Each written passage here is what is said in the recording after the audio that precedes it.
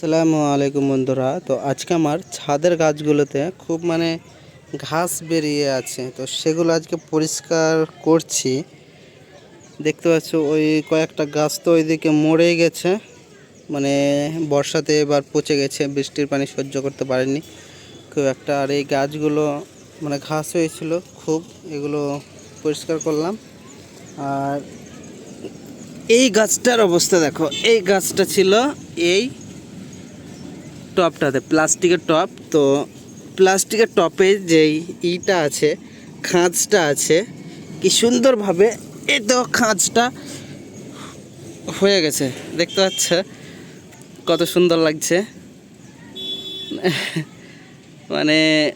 ওতে যেই চারিদিকে চারটা ফুটো ছিল, জ্বরটা এমনভাবে গেছে, শিকড়টা খুব সুন্দরভাবে শিকড়টা সেট হয়ে গেছে। এইভাবে যদি রাখা যায় তাও থেকে যাচ্ছে খুব সুন্দরভাবে। এটাকে আজকে এই সাইডের সাইডে যেই জ্বরগুলো আছে এগুলো অর্ধেকটা করে কেটে নেব, পুরো ছেটে নেব, দিয়ে আবার ওই টবটাতেই আবার বসাবো। এটা এইভাবে গাছটা প্রুনিং করলে গাছটা আবার নতুন করে বাড়বে।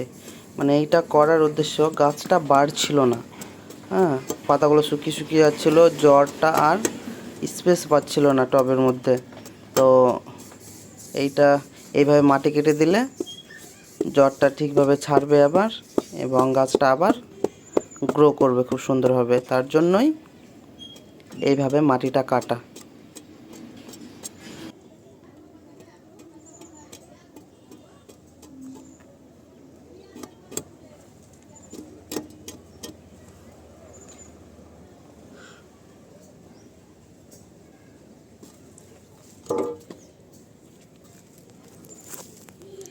তো বন্ধুরা, এখন যে গাছটাকে এরকম করলাম, এটা করার কারণ গাছটা বাড়ছিল না, বড় হচ্ছিল না, তার জন্য সাইডে এভাবে চেঁচে নিলাম। এবার বসাবো, দিয়ে এবার বাড়বে।